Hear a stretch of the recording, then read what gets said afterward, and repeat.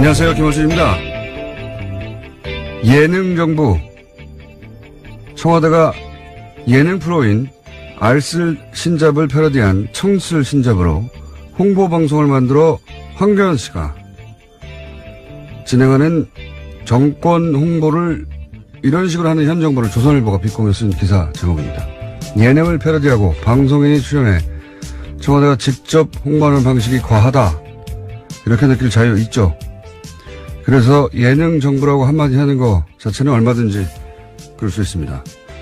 그런데 같은 기자가 1년 전 작성한 박근혜 대통령 한중 정상회담 관련 기사를 보면 이런 내용이 있습니다. 박 대통령이 작년까지는 붉은색, 노란색 계통을 입다가 올해 한중회담에서 처음으로 남색 정장을 입었는데 정상회담에 임하는 남다른 각오가 담긴 게 아니냐. 북핵 관련 연설을 했을 때도 남색 자켓에 바지 정장을 입었는데 전투복 드레스 코드라고 한다. 정상관 대화나 연설, 기자회견도 아니고 옷 색깔로 대통령의 각오가 얼마나 비장한지를 말하는 대목에서 빵 터졌습니다. 황교안 씨가 청와대 제작의 예능 패러디에서 정권 홍보를 하는 걸 예능 정부라고 할 거면 언론인이 자사 매체 지면을 통해서 이렇게 직접 대통령 홍보를 해주는 건 예능 언론이라고 해야죠. 요즘 조소를 벌리는 게 무척 즐겁습니다. 김원준 생각이었습니다.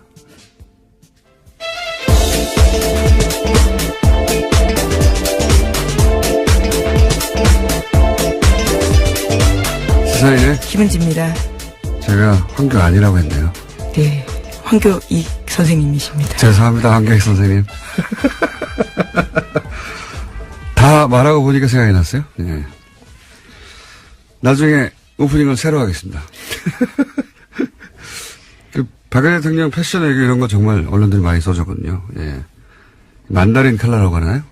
예. 예, 그렇죠. 예. 차이나 컬러. 색깔만 바뀌는 바지 정장. 예. 근데 알고 보니까 최순실 씨가 자신의 취향으로 같은 의상실에서 같은 패턴으로 만들어 그런 거였어요. 예. 이걸 패션 얘기라고 얼마나 마사지를 해줬는지. 그런데 그랬던 조선일보가 지금 현 정부를 매일매일 비판하려고 하잖아요. 근데 정부가 아무리 못해도 매일매일 비판하기 쉽지 않거든요. 매일매일. 그래서 어떨 때는 폭소가 터집니다. 너무 애를 쓰니까 참 힘들겠다 싶어가지고 그 중에 나온 게 창의적인 예능 정부라는 비판이었어요. 황교안 선생님 죄송합니다. 갑자기 황교안 전 총리가 뜬금을 해봤네요. 예. 제가 잘못했습니다. 첫 번째 뉴스는 뭡니까? 네, 어제 오후 3시 50분쯤 충북 제천시에 있는 복합 스포츠센터에서 불이 났습니다. 500명 가까운 소방 인력과 헬기를 포함해서 40여 대의 장비가 투입됐지만요. 불길은 6시간 지나서 밤 10시가 넘어서 잡혔습니다. 4차례에 걸친 수색 끝에 모두 29명이 숨지고요. 또 다른 29명이 다쳐서 병원에서 치료받고 있는 것으로 집계됐습니다. 사망자 대부분은 2층 여성 사우나에서 발견됐는데요. 훼손된 신체 일부가 추후가 발견되는 등 사망자가 더 늘어날 가능성도 있다라고 합니다. 사망자가 너무 많네요. 예. 사고 원인은 소방당국이 앞으로 정확하게 밝히겠지만은 장비 오동작 이야기도 나오더라고요. 예. 네, 그런 보도 나왔습니다. 이렇게 큰 사건도 이제 시간이 좀 지나면 다 잊혀질 텐데 장비 이야기가 나온 만큼 이건 이제 소방 당국에 대해서 비판하는 쪽의 기사인 건데 결국 다 돈이 있어야 해결되는 거거든요. 기계가 노후화된 탓이라서요.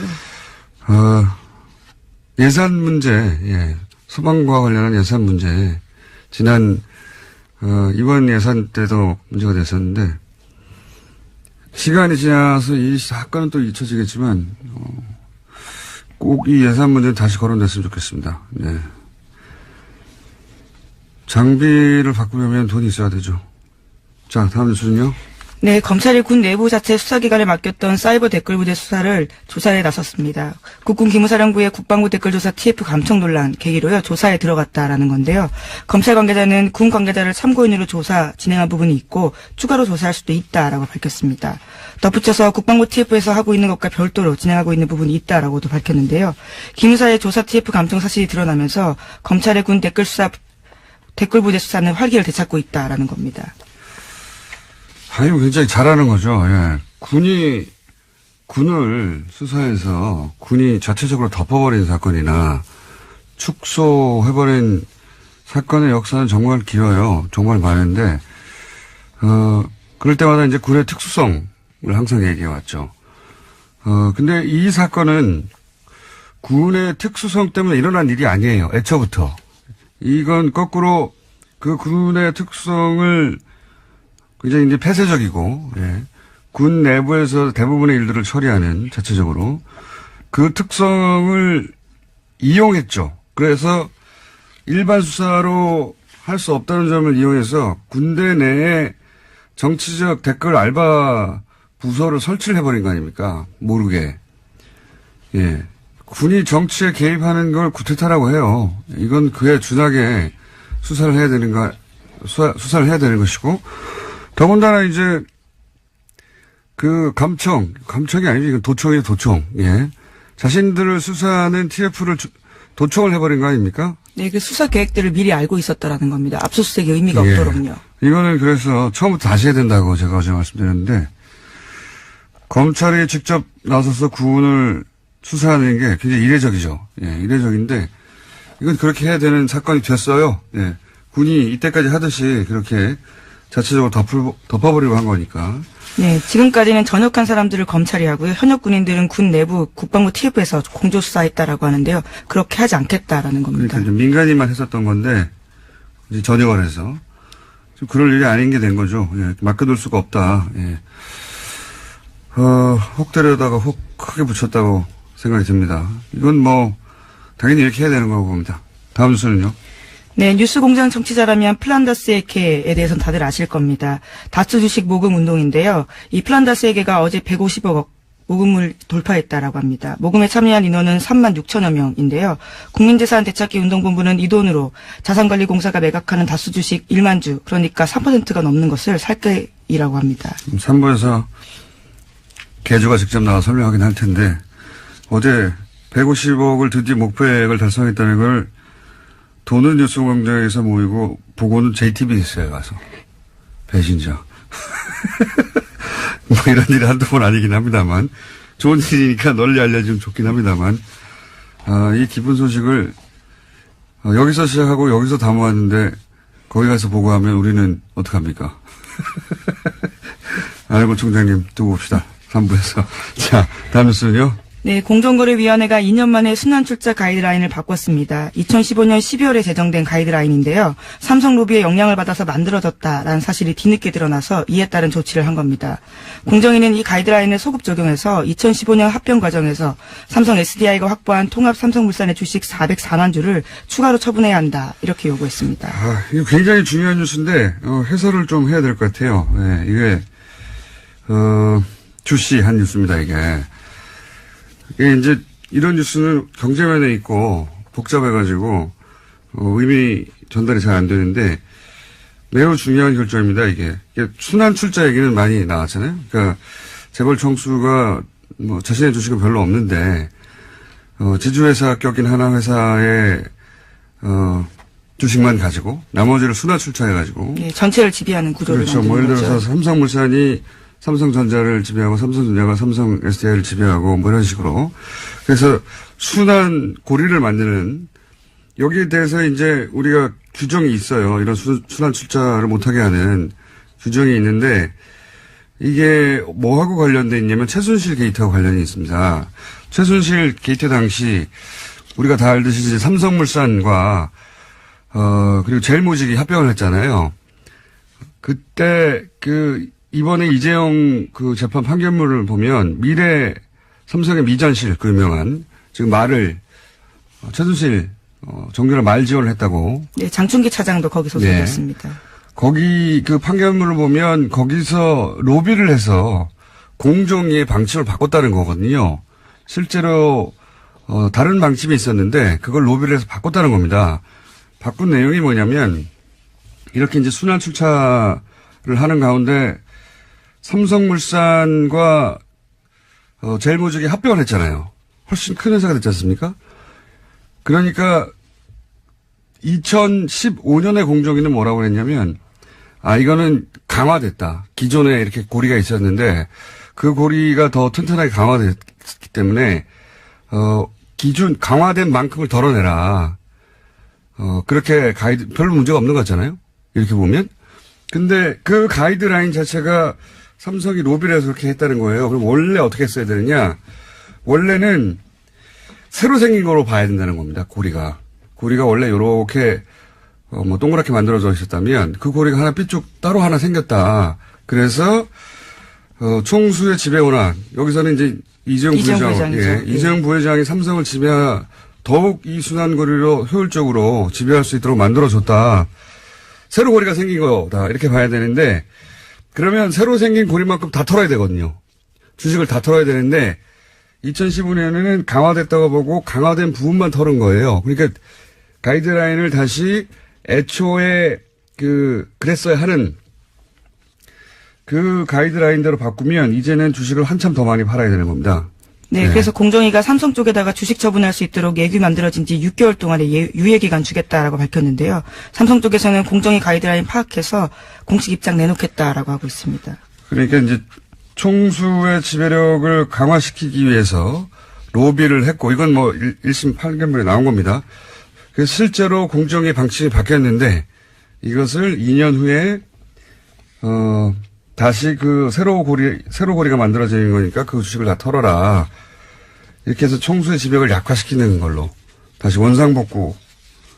애초에 그랬어야 하는 방향대로 굉장히 중요한 결정입니다. 이거는 굉장히 중요한 결정이고 공정위가 잘한 일이죠.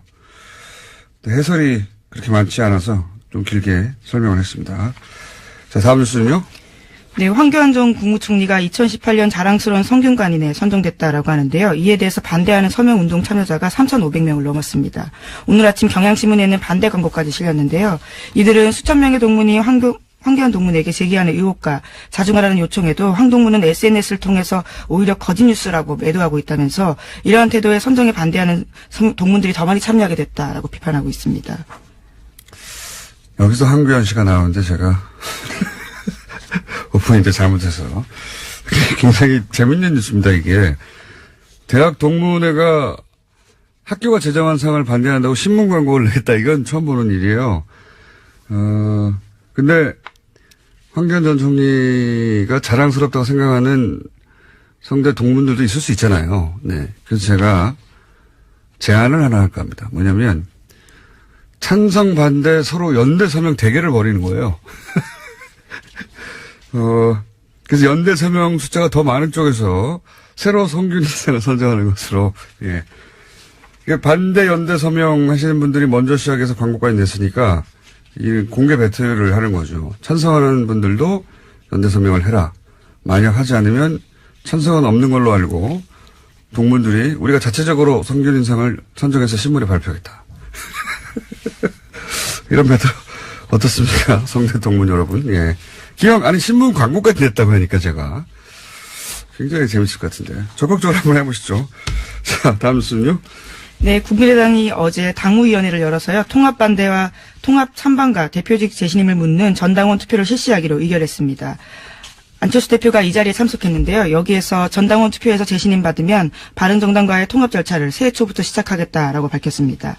통합 시간표도 나왔는데요. 27일에서 30일 사이에 전당원 투표를 실시하고요. 31일에 결과를 공표하겠다라는 겁니다. 그렇군요. 예, 이 뉴스도 상당히 주시한 뉴스입니다. 간만에 해설을 좀 본격적으로 해보자면 당무위는 당연히 통과돼요. 왜냐하면 안철수 대표 쪽 사람들이 과반이 넘으니까 한 70여 분 되는데 과반이 넘으니까 통과될 거니까 하자고 했죠. 당연히. 그건 통과될 건데 제가 어제 이제 프레임이라는 건 단어 선택부터 시작되는 거라고 정면 승부라는 것도 하나의 프레임이고 단어 선택도 사실은 보수 진영이 혹은 보수 매체가 이 프레임으로 안철수 대표를 보호한다고 이렇게 볼 수 있어요.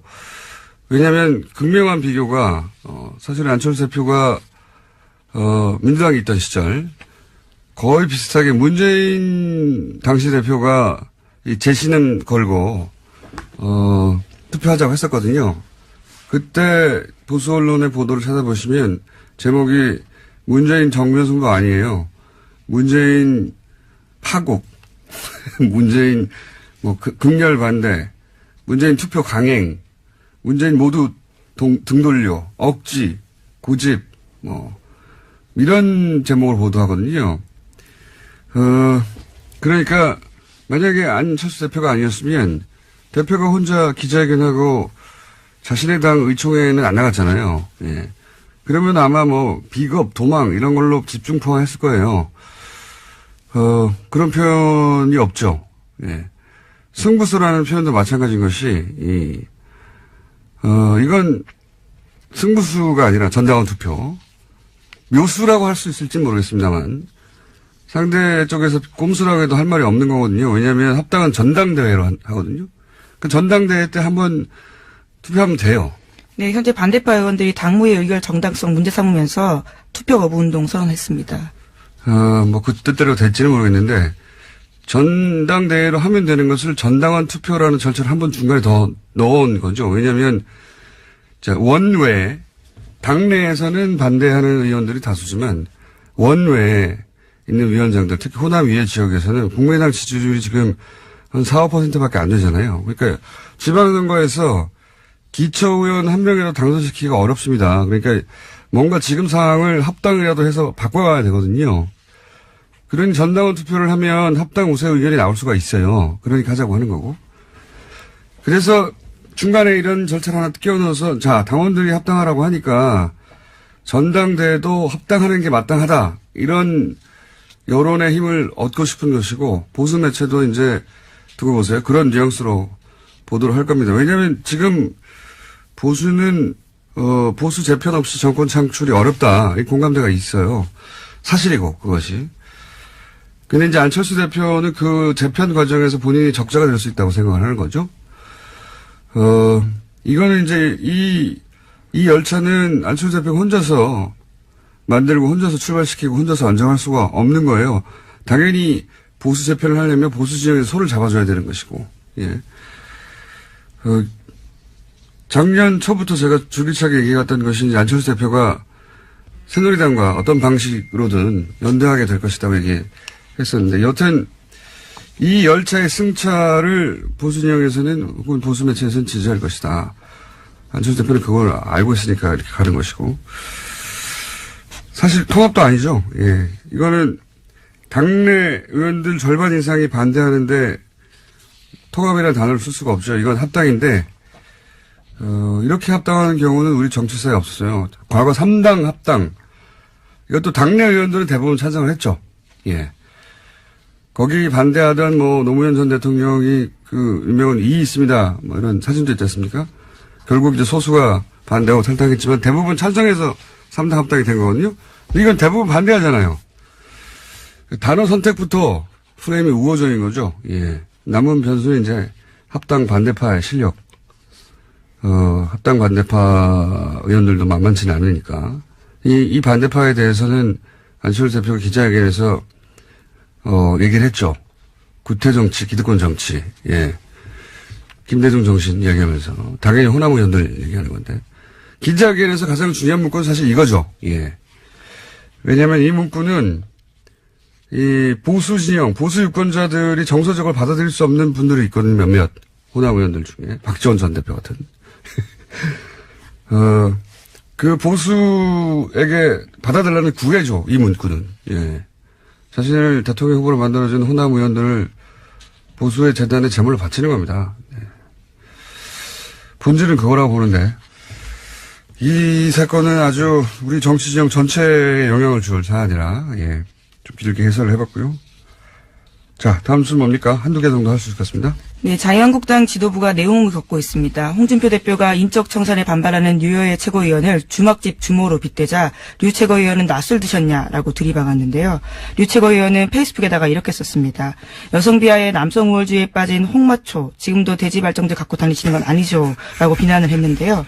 당원들이 뽑은 2등 최고위원인 저에게 여자라는 이유로 주모라고 하다니 낯을 드셨냐라고 됐습니다. 네. 두 사람 간에, 네. 스타일도 굉장히 비슷한데, 예, 서로 각을 세우다 보니까 대단한 말들을 오가고 있네요. 네. 네, 또 오늘도요, 또 대법원에서 홍준표 대표에 대한 대법원 선고가 있을 예정입니다. 알겠습니다. 그 선거 역시 다음 정계개편에, 보수 정계개편에 지대한 영향을 미칠 변수가 되는 거죠. 지금 안철수 대표의 합당, 저는 합당이라고 부르는 게 맞다고 보는데, 합당 열차와 이 대법원 판결 둘 다 지대한 영향을 미칩니다. 네, 1심은 유죄였고요. 2심이 무죄였기 때문에 3심이 지금 어떻게 될지. 알겠습니다. 오늘은 여기까지 하겠습니다. 시사인의 김은지였습니다. 감사합니다. 자, 오늘은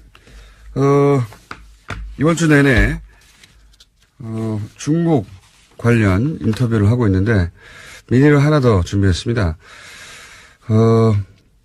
중국의 사드 보복, 이건 명백한 거였죠. 그리고 이제 그게 작년 7월이었고요. 올해 12월에 문재인 대통령 국빈 방문이 있었습니다.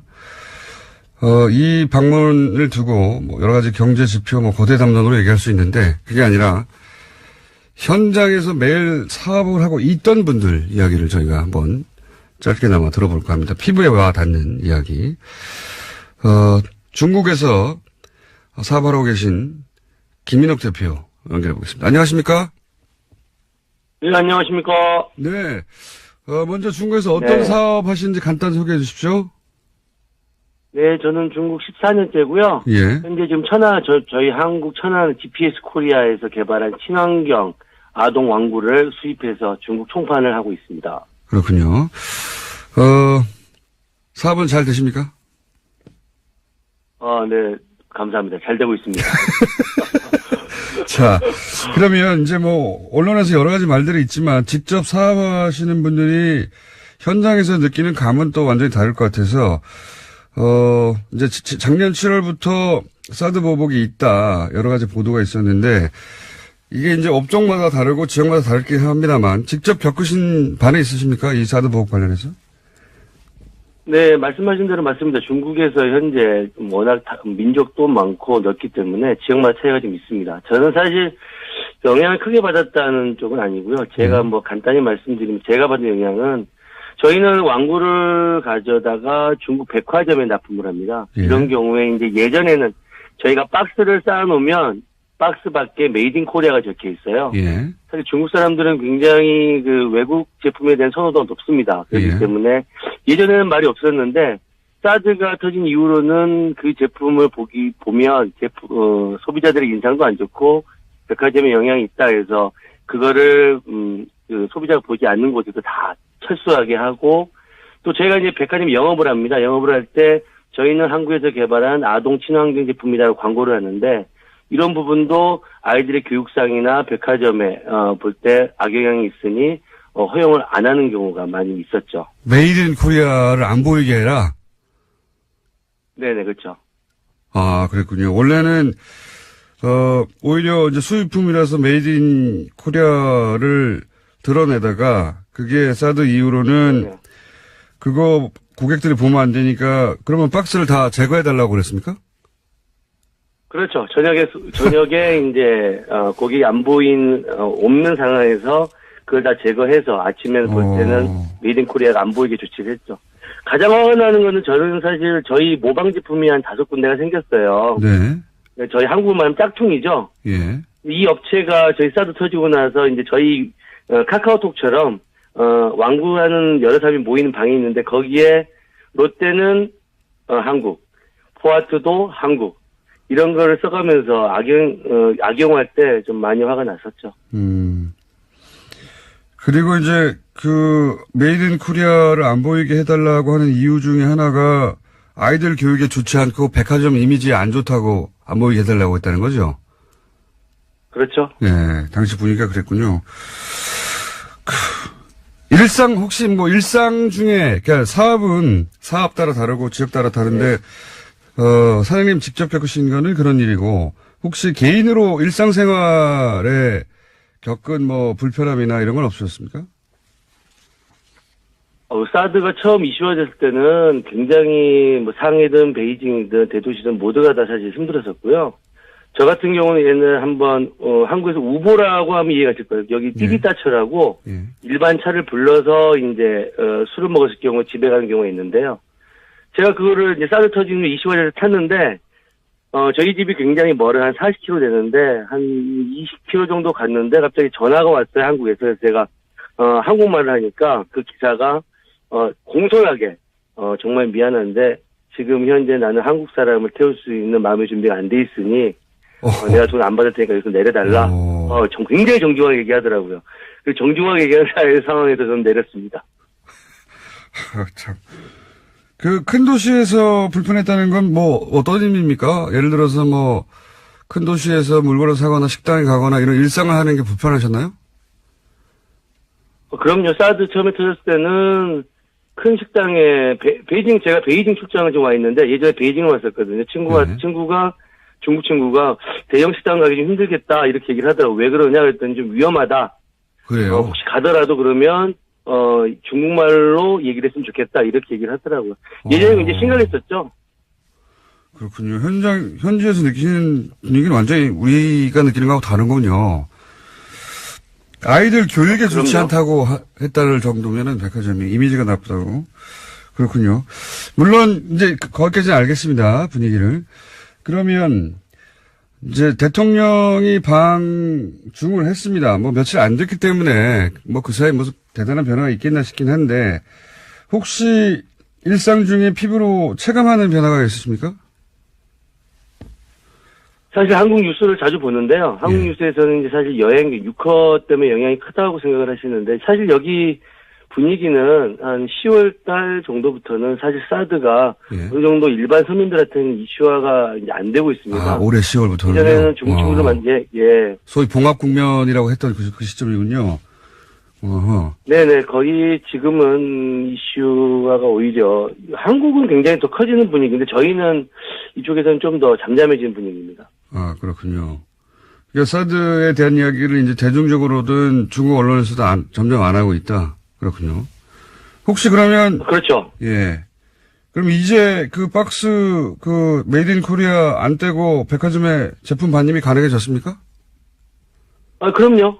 그건 꽤 됐습니다. 한 그렇군요. 7, 8월 달부터는 큰 문제 없이 영업을 하고 있습니다.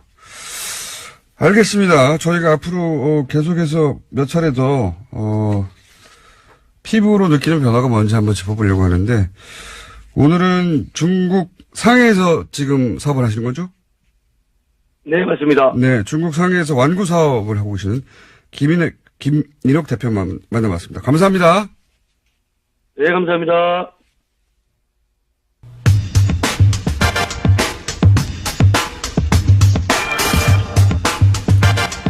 어쩌다가 저희 뉴스공장의 단골이 되신 분입니다. 김현건 의원 오늘도 나오셨습니다. 네, 안녕하십니까? 예, 안녕하십니까? 네, 나오셨다 하면 정말 새로운 걸 들고 나오시는 분이죠. 예, 듣도 보도 못한. 자, 지난 시간에는 지난주는 아니지만 지지난주에 아니군요. 3주 전이군요. 이 구제역 사실상 방치한 게 아닌가 싶을 정도로 이명박 정부 시절에 엄청난 소대지가 묻혔고 여기에 무려 3조 원이 투입됐는데 이 3조 원이라는 액수는 그 이전 정권 다 합친 것. 대한민국 출범 이래 다 합친 것보다 훨씬 더 많다. 몇 배가 더 많다. 한 정부에서. 그러니까 그때 나와서 드렸던 말씀이 우리가 이제 구제역 AI와 관련해서 워낙 이제 피해를 많이 보고 있으니까 이게 늘상 벌어지는 일이 아니었는가 이런 생각을 하고 살았는데 이거를 통계적으로 딱 놓고 보니까 그렇지 않다. 전혀 그렇지 않고 이건 완전히 이명박 박근혜 정부에서 집중적으로 터진 일이었지 그 이전에는 이런 일이 없었다라는 거죠. 그래서 이제 방역 실력이 갑자기 김대중 노무현 때 비해서 갑자기 줄어들었는가. 그렇죠. 라고 생각하거나 혹은 그 기간에 뭔가 있는 거 아닌가. 뭔가 다른 의도가 있었던 것 아닌가. 라고 의심해 볼 만할 정도로 규모가 너무너무 크다. 그 이전에 예를 들어서 바로 직전 정부인 노무현 정부에 비해서 이명박 정부 때 투입된 액수를 비교해 보면 몇십 배라고 하셨죠? 그때 이제 4개 정부에서 들어갔던 돈의 총액의 70%를 이명박 정부에서 썼고, 나머지 18%를 박근혜 정부에서 썼고, 그러니까 88%를 두 정부에서 쓴 거죠. 그리고 그 노무현 정부에서는 전체 금액의 3%밖에 방역비로 쓰지 않았다는 거. 그러니까요. 이게 예. 방역기술이라는 건 점점 축적되고 좋아져야 되는데 그렇죠. 예. 병은 똑같고 예. 예. 병이 발전하는 건 아니잖아요. 예. 근데 병도 발전을 하죠.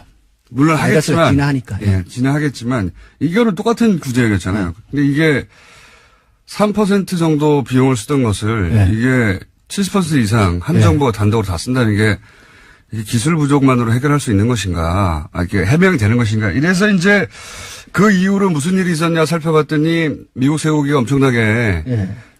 수입량이 늘었다, 뭐 이런 말씀 하셨습니다. 그렇죠. 그리고 이제 그 소고기뿐만 아니라 돼지는 훨씬 많이 그때 죽었어요. 전체 사용량의 3분의 1 이상이었던가요? 그렇죠. 330만 마리 정도를 매몰 처분을 했는데 예. 대한민국의 총 돼지 마리가 1000만 마리 정도 되거든요. 엄청나게. 그러니까 3분의 1, 총 돼지의 3분의 1 정도로 묻었고 그래서 가격이 급등을 했었고 예.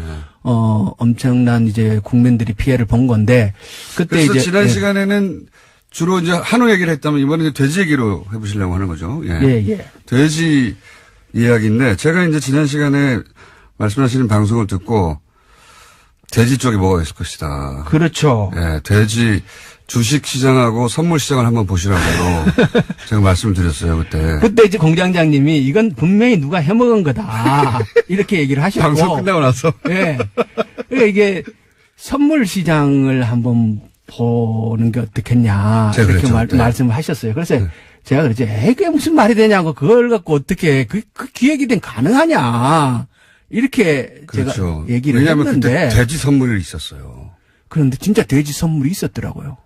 그러니까 저는 이 보는 눈이 조금 다르거든, 남들하고. 그래서 제가 이걸 딱 보고. 저는 그 사람의 감정이입에서 보군요. 어떻게 해 먹을까. 진짜 우리 공장장 촉이 대단하다. 네, 저 솔직히 인정합니다. 그렇죠? 깜짝 놀랐어요, 저는. 네. 이게 돈육 선물이라는 게 있는 거를 누가 압니까? 저도 몰랐어요. 아니, 이제 시장 가격이 이렇게까지 폭락하게 되면 누가 이익을 보느냐 관점에서 바라봐서 쳐다보게 되면 결국 이런 거는 주식 시장이거나 혹은 수입상이거나.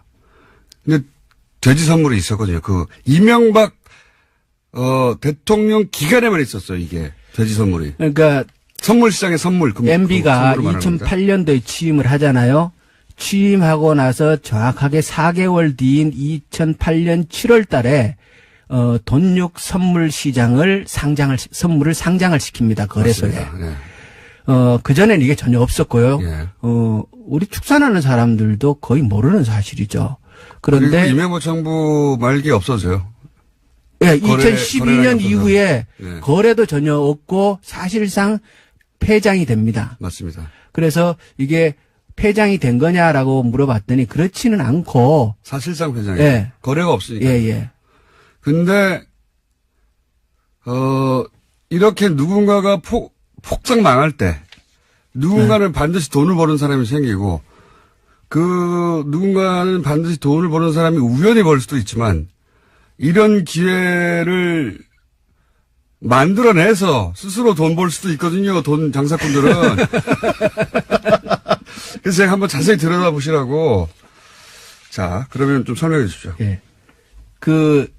돈육 선물이 뭐냐면요. 일단 오일도 선물 있잖아요. 그렇죠. 뭐 6개월치, 1년치 이런 식으로 선물이 있는데, 마찬가지예요. 돈육도, 돼지를 키우는 사람이 매번 팔 때마다 이걸 어떻게 팔아야 되느냐를 고민할 수가 없잖아요. 네. 그러니까 내가 6개월 뒤에 생산될 거를 먼저 시장에 내놓고 파는 거죠. 네, 미리 파는 겁니다. 미리 파는 거예요. 예, 그래서 선물이죠. 예. 네. 그리고 육가공 업체도 가공 업체는 계속 가공을 해야 되지 않습니까? 예. 그런데 내일 가공할 거를 오늘 가서 맨날 사가지고 가공할 수는 없잖아요. 예. 그러니까 3개월 뒤, 6개월 뒤에 내가 가공할 원료를 미리 사놓는 거죠. 네. 그래서 서로의 필요에 의해서 이 시장이 형성되는 거고 이렇게 하면 서로 간에 안정적인 공급이 확보되는 거니까. 원래 목적은 그거죠. 예. 예. 가격의 급등락에 대비해서 위험의 회피 수단이 되는 거죠. 그러니까 쉽게 예를 들면 만약에 20만 원의 그 선물을 샀어요. 예. 근데 나중에 가격이 30만 원이 되면 예. 많은 사람 엄청나게 돈을 버는 거죠. 그렇죠. 그렇죠. 한마디로 말해서. 예. 그러니까 이렇게 이런 원리로 시장은 형성되고 이것을 투자로 삼는 사람이 또 참여할 수 있는 거고 개인 그렇죠. 투자자도. 예. 이게 이제 선물 시장인 거죠. 간단하게 그런데 설명하면 그렇습니다. 처음 만들어지는 시장이니까 예. 이 시장에 일단 장이 형성돼야 될 거 아니에요? 예. 그래서 초반에는 기관 투자가가 들어가서 시장 형성 역할을 합니다. 네. 그것을 누가 했냐 그러면 농협 선물이 했어요. 농협이 여기서 다시 등장합니다. 예. 그러니까 두 가지로 생각할 수 있어요. 하나는 돈육이니까 당연히 농협 선물이 들어가서 그 기관 투자가 역할을 하는 것이 맞죠. 예. 기능상. 네. 그런데 농가를 보호하기 예. 위해서. 예. 그런데 또 MB 때 농협이 또 관련된 게 많잖아요. 늘 농협이 등장하잖아요. 이제, 김영건 의원님 보시기에는 항상 농협을 중심으로 보시니까, 예. MB 때 농협이 다시 여기 등장했네. 제가 예. 거죠. 예. 그래서 그때 그 이전까지 농협이 계속 있었지만 돈육 선물이라는 시장을 쳐다보지도 않았고 그거에 관여한 일도 한 번도 없었는데 예. 딱 MB가 들어오고 나서 이 일을 했고 MB 끝나면서 안 했어요. 네. 자, 그러면 이제 거기까지는 알겠고 구제역을 전후로 해서 예. 이 선물 시장의 그 돈육 선물 예. 이 어떤 변화가 있었는지 한번 설명해 주시죠. 당연히 구제역 터지고 나서 가격이 급등하죠. 아니 전체 대지의 3분의 1이 몰살당했으니까요. 예. 산채로. 예. 당연히 가격이 급등할 거 아닙니까? 당연히 급등할 수밖에 없지 않습니까? 그렇죠. 예. 급등을 했고 그리고 이제 이 시장 자체가 거래 형성이 완전히 제대로 돼가지고 판이 커진 것 같지는 않아요.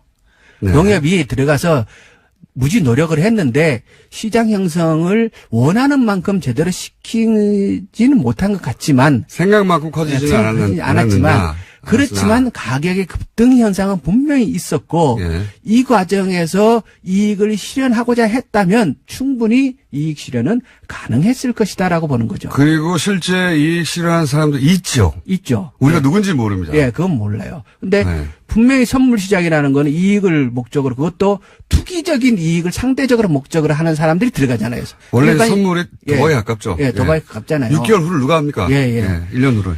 그렇기 때문에 누군가는 이득을 받는 것이 분명하고요. 예. 그런데 또 재밌는 거는 이게 구제역 그렇게 터지고 나서 한번 급등을 하고 나서 거래가 쫙 되고 시장이 팍 가라앉아요. 당연히 그렇겠죠. 그러고 나서는 다 쑥 빠져나가고 아무도 안 해요. 그래서 더 이상 아무도 선물을 안 그런 합니다. 식으로 보면 이게 꼭 떴다방 같아요. 그리고 금전적인 면에서 예. 최대 피해자는 농협이 되는 거 아닙니까? 그렇죠. 농협은 계속 그 장을 떠받쳐야 하는 역할을 담당하고 있었기 때문에 그렇죠. 사고 팔고 하는 역할을 하면서 금전적인 손해는 농협이 봤죠. 그렇게 큰 돈을 손해를 본 건 거죠. 아닌데. 그러니까 왜냐하면 농협, 그러니까 이 돈육 선물이라는 게 생각만큼 그렇게 시장이 크게 형성되지는 않았었기 때문에.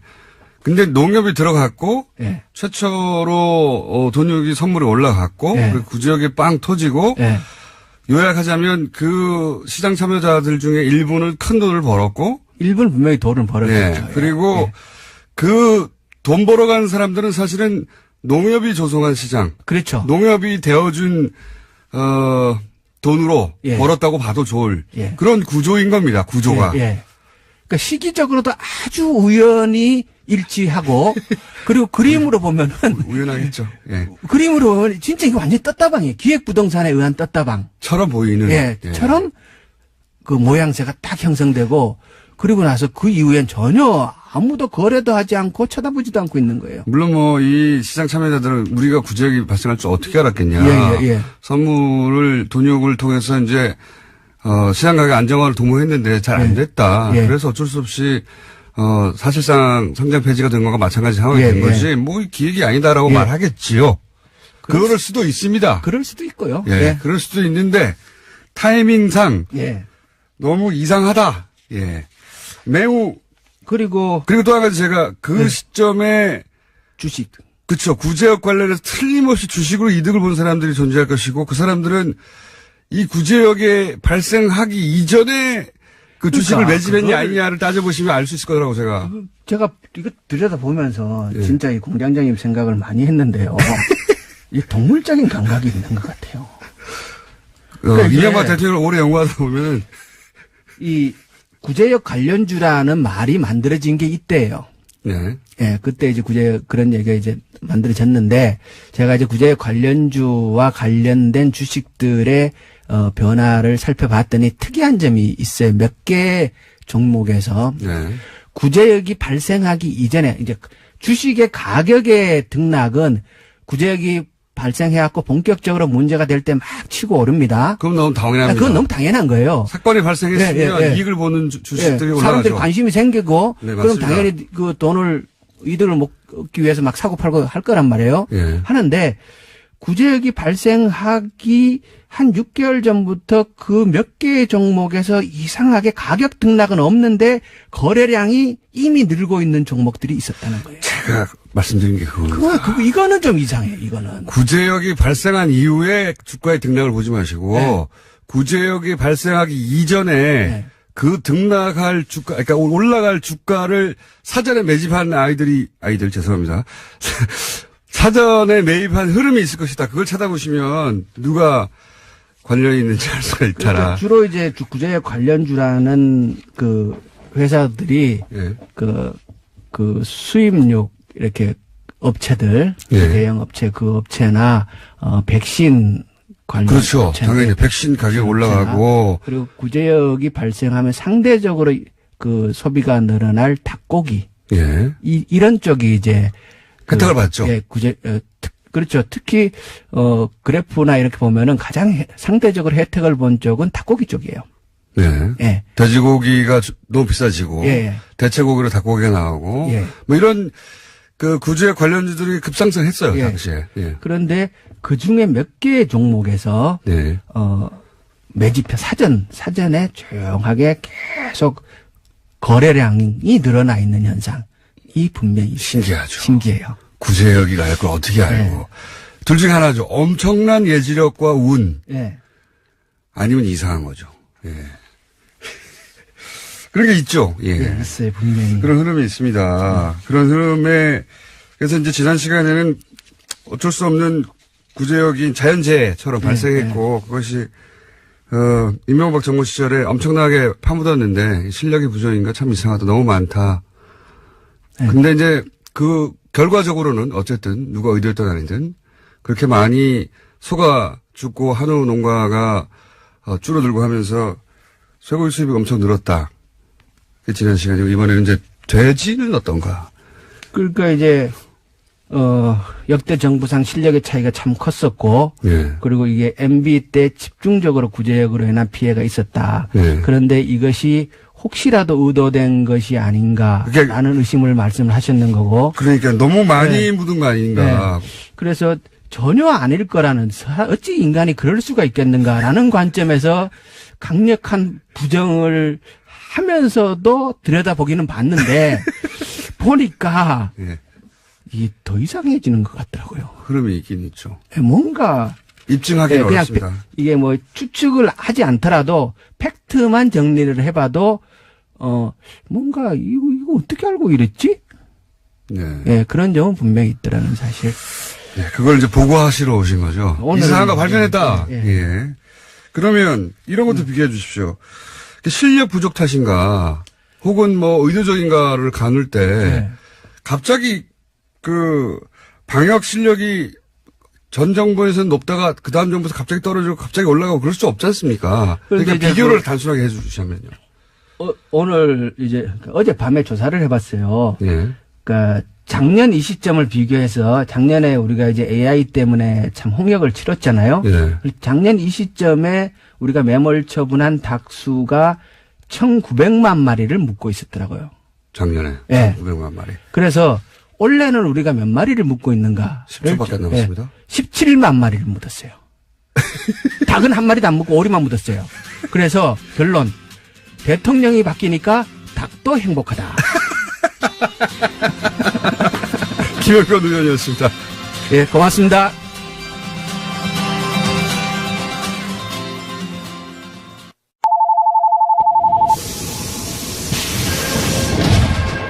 줄임문 닫습니다. 닫습니다. 닫습니다. 김어준의 뉴스 공장.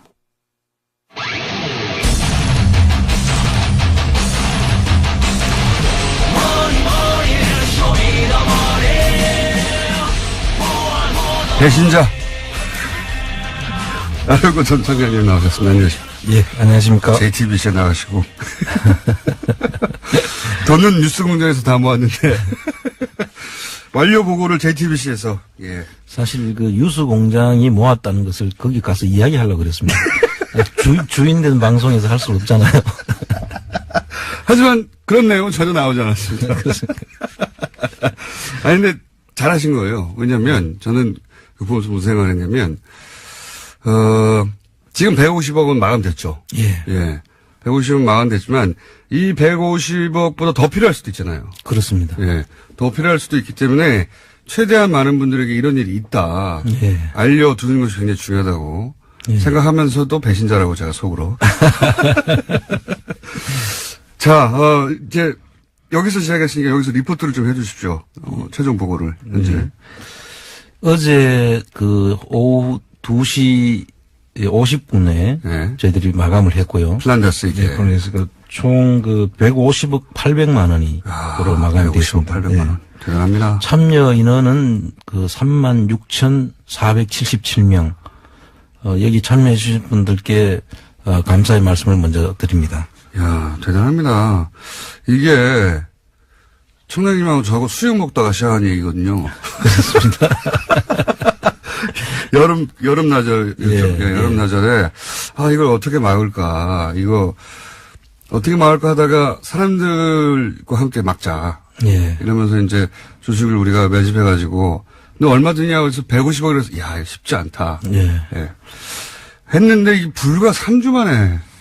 아마, 대단합니다. 아마 전무후무한 일이 아닌가 지금 생각됩니다. 150억 정말 어마어마한 돈이거든요. 예. 이게 이제 개인들이 모여서 낸 돈 아닙니까? 예. 어마어마한 돈입니다. 우리 국민들의 여망이 너무 크다는 것을 저희들이 이제 느끼게 됐고요. 이제 마음으로는 상당히 사실 마음이 무겁습니다. 지금 이 상황을 보면 촛불에 참여했던 그런 마음으로 아마 자기들의 그 여러 가지 사연들이 많더라고요, 보니까. 근데 촛불에 참여했던, 촛불 집회에 참여했던 그런 심정으로 내가 참여해야 되겠다. 예. 그런 분들이 대다수예요. 이게 경제적 이익을 바라고 하는 것도 아니거든요. 그렇습니다. 돈 불려서 돌려줄 기회도 없어요. 그죠? 네, 그렇습니다. 야, 이런 사례는 본 적이 없습니다. 우리나라에서 본 적이 없고, 보통 이제 돈을 모으고 뭐 사모펀드 있죠. 예. 다 경제적 이익을 목적으로 하는 거거든요. 여기는 경제적 목적을 하는 게 아니라 빌려주는 거예요, 지금. 오로지 야. 그 다스의 실소유주가 다스는 누구 겁니까에 대한 대답이죠. 이게 그러니까요. 그 다스는 누구 겁니까라고 했는데 아무도 대답을 안 하니까 같이 밝혀내자고 한 우리 거. 국민들이 나서서 그럼 내가 밝혀볼게 하는 거거든요. 대단한 겁니다. 정말 대단한 겁니다. 예. 이 관련해서 기사들도 이제 제법 많이 나오고, 예. SBS도 그리고 JTBC도 이 뉴스를 보도하는 것이 너무나 이례적이고, 예.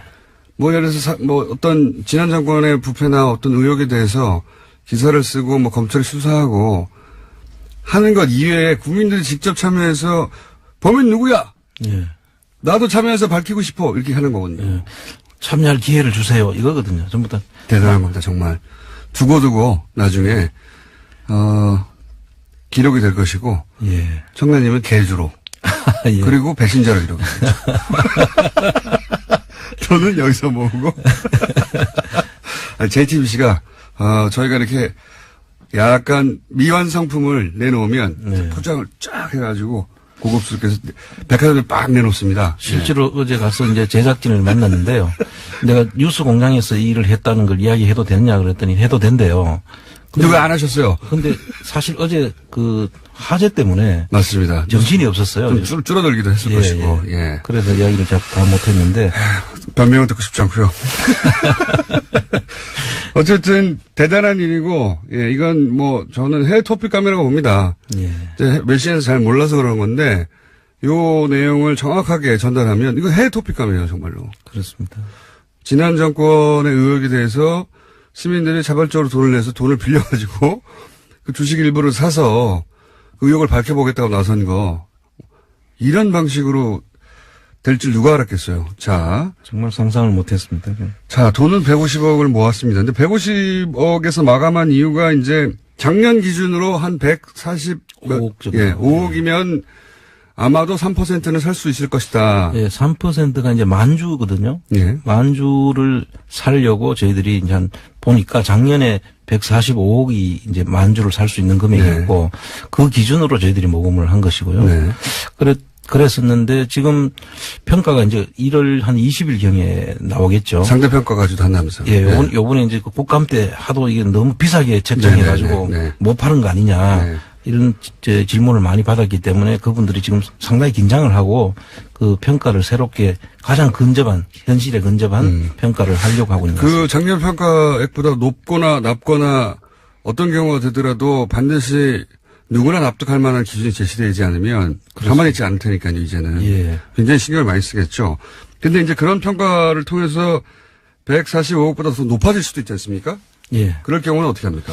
만약에 150억 이상이 되면 그때 가서 다시 또 우리 국민들한테 힘을 또 보여달라고 요청을 해야 될 것 같습니다. 그때는 시간이 되나요? 그러니까 예를 들어 1월 20일 날 발표를 했어요. 예, 1월 20일 발표를 하고 나도 그 매각 공고가 나온 데까지는 한 달 정도 예, 한 시간이 달이면 있습니다. 뭐 충분합니다. 저희들 3주에 150억이 모였는데 뭐. 한 달이면 300억도 먹고. 예, 어제 닫고 나니까 전화가 오신 분들 중에 이제 이런 분들이 계셨어요. 이런 속도면 우리 1,000억도 넘게 모을 수 있다. 이거 다 모아가지고 다 사자.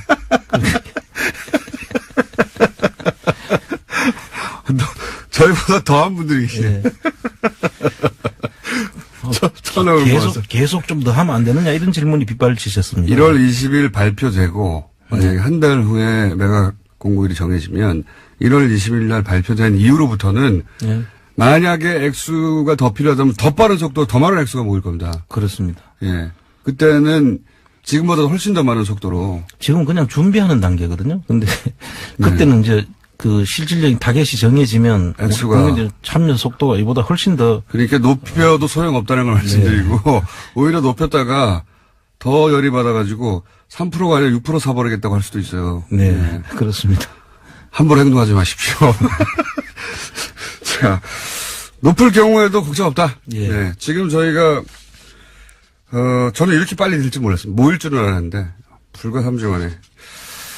그래서 입찰에 경쟁자가 나타나더라도 그렇게 걱정하실 필요가 없다. 근데 경쟁할 만하다 우리가. 예. 그 경쟁은 하겠지만 우리가 터무니없는 가격으로 들어갈 이유는 없고요. 이것도 다 우리 국민들 돈인데 네.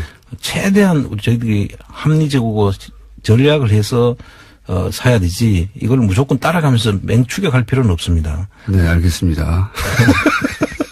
김치국은 나중에 마시시고요. 그러면 법률 준비도 되고 있는 거죠, 변호사분들이. 이 주식 소송과 관련된 전문 변호사분들이 네. 자발적으로 저희들을 돕겠다고. 그분들 얼마나 또 신나시겠습니다. 예, 그분들도 특이한 상당히 사례. 막 본인 일들처럼 막 즐거워하시더라고요. 나쁜 사람들.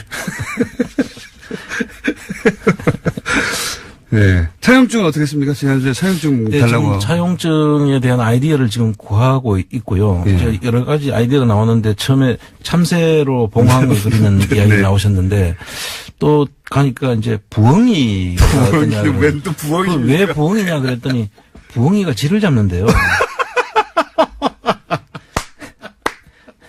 사람들 진짜 너무하네. 그래서 저는 부엉이가 쥐를 잡는 줄 사실 몰랐는데 그것 어떻게 했냐고 지금 아이디어가 들어오고 여기에 대한 저희들이 좀 여기에 좀 도안에 자신 있는 분들한테 좀 요청을 드려야 될 게 저희들이 좀 도안을 좀 아이디어를 내서 좀 만들어서 저희들한테 제시를 해주시면 이런 거는 집단지성에 힘을 빌리는 게 네. 최고입니다. 그리고 청취자들 중에는 고수들이 있거든요. 그렇죠. 틀림없이. 제가 웃긴 이야기지만 제 달력을 만든 적이 있어요. 저희 회사의 직원들이 저 약 올리려고 네. 웃긴 그림 모이라고 그래서 웃긴 그림 공모전을 했는데 선수들이 참여해가지고 너무 퀄리티 높은 게 나오는 바람에 달력을 만들었거든요. 김원준 달력이 딱, 너무 웃겨서, 500개만 만들고 품절 냈습니다. 근데 선수도 있습니다. 부엉이 괜찮네요. 부엉이.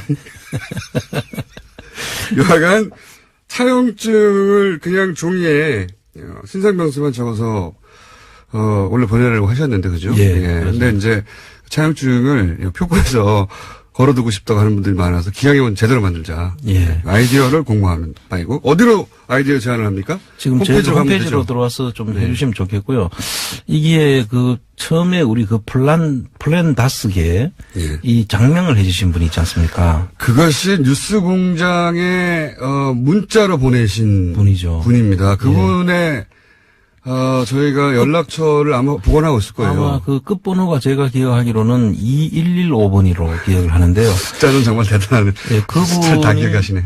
그분이 지금 이걸 들으시면 홈페이지에 한번 좀 올려주시면 내가 감사의 말씀을 좀 전하고 싶습니다. 저희가 문자를 한 번 더 보내주시면 저희가 하다못해 짧게 인터뷰라도 하거나 감사표를 보내드리거나 플란 다스의 개라고 하는 이름 이름도 큰 역할을 했습니다. 그렇습니다. 10월 25일 날 끝번호가 2115 쓰시는 분이 플란 다스의 개라고 하는 아이디어를 내주셨거든요. 그분에게 감사패를, 플란 다스의 개. 사실 대단한 제목입니다. 저희들이 그때 이야기를 하고 난 이후에 많은 그 청취자분들이 직접 사실 이에 대한 아이디어도 주시고 뒤에서 힘을 주셨지 않습니까? 이게 제가 볼 때는 저나 우리 공장장님께서 한 게 아니라 저는 그냥 아이디어를 냈을 뿐이에요. 저희들 아이디어를 내고 지금 밀려가는 거죠. 우리 국민들의 힘이 이렇게 무서운 걸 처음 저는 느꼈습니다, 사실. 이건 정말 어마어마한 일이고 대단한 일이고 역사의 한 페이지로 기록될 겁니다. 물산 장려운동 바로 밑에 등급 정도로 이런 일도 있었고 이렇게 많은 사람들이 참여해서 결국은 이런 결과까지 만들어냈다. 이게 다 그 운동의 제목부터 모든 게 시민들의 힘으로 만들어진 겁니다. 실제 저희는 그냥 옆에서 거들 뿐. 밀려가서 앞에서 먼저 걸어가는 것 뿐이죠. 그런데 이제 이 일을 하시는 분들은 이 돈은 전혀 건들 수가 없기 때문에 서버도 운영해야 되고 사무실도 운영해야 되는데 그래서 운영비를 좀 보내달라고 하셨잖아요. 이제 실질적으로 이제 이 150억이라는 큰 돈이 들어오니까 이걸 저희들이 큰 부자인 줄 아는데 사실상 다 한 푼도 저희들이 건드릴 수가 없는 돈이고요. 그렇죠. 여기에서 이제 이 자원봉사하고 지금 같이 안에서 일하시는 분들이 지금 엄청 힘이 들어요, 사실. 왜냐하면 전화가 아마 빗발치는 데다가 다른 일도 있는데 거기에 전부 다 지금 몰두하다 보니까 계좌 확인해 줘야 되고 이거 문서 작성해야 되고 많겠죠.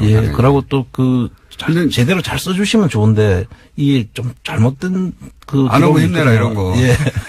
그래서 그런 분들 때문에 상당히 힘이 들었는데 그분들을 점심도 김밥으로 때우고 그렇게 지금 지났거든요. 알겠는데 지난번부터 몇 번 말씀하셨는데 사실 홈페이지를 통해서 어떻게 해야 되는지 잘 몰라요.